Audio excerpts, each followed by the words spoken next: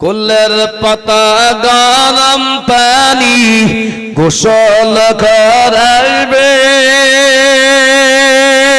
গোসল করাইয়া তোরি কাফন পরাইবে রে।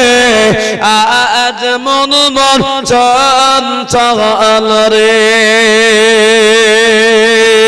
কাঁচা বাঁশের খাট পলঙ্গ শকুন পাটের দড়ি, আত্মীয় স্বজনে মিলে নিয়ে যাবে তোর আপন বাড়ি রে।